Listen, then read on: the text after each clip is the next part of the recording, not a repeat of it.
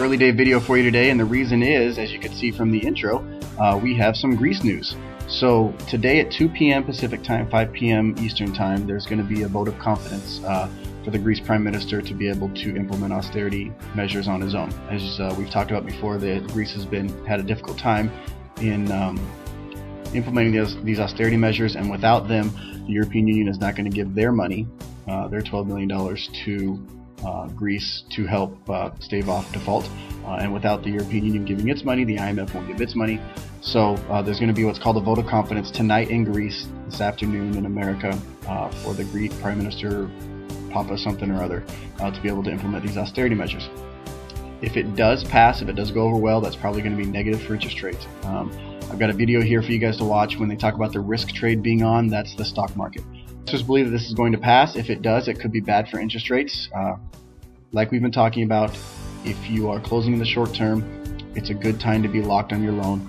If you have the interest rate that you'd like and the closing cost incentives, that's good for you. I would call your loan officer. It's happening today, 2 o'clock Pacific time. Don't wait to do it. Call them and see make sure they've got their finger on the pulse of the market. If you have any questions, give me a call down here, all my information. But here's a video. It's 16:30 in London, 11:30 in New York. Risk trades revive on rising hopes that Greece's Prime Minister will survive a no-confidence vote due later today. European stocks end the day on the up, shrugging off worse than expected ZEW index numbers out of Germany. The FTSE Euro First gains more than 1% on the day, with banks outperforming on hopes that a Greek debt default can be avoided. The relief rally also helping US indexes to drive higher out of the open. Sentiment aided after existing home sales fall slightly less than expected. Meanwhile, the euro is seeing a fourth day of gains ahead of the Greek vote, but analysts say the strength could be short-lived. The single currency hits intraday highs above 143.80, but resistance is seen looming at the 55-day average. That's 144.12. And there's still a bid behind safe havens, with Bund yields rejecting repeated attempts to break back above 3%. All eyes now on the Greek vote due at 10 p.m. London time. Markets pricing in a yes vote, but Nomura senior political analyst Alistair Newton says they could be getting ahead of themselves.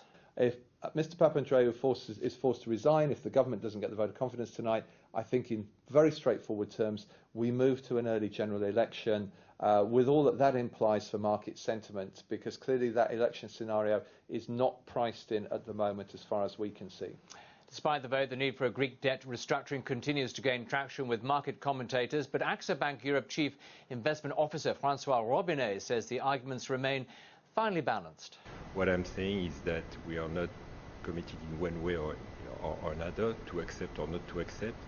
It's a trade-off, as I said, between the impact it will have on our portfolio, the loss we will have in our portfolio, and the expected benefit of the systemic stability in Europe.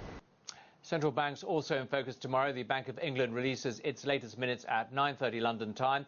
New committee member Bren Broadbent's likely to have shifted the voting pattern to 2 for 3 against a 25 basis point hike. And then at 1300 BST, we'll get a rate decision from the Norges Bank. A Reuters poll expects no change from 2.25%. But the day's big event comes at 17:30 London time, 12:30 Eastern, when the Federal Reserve will issue its latest policy statement.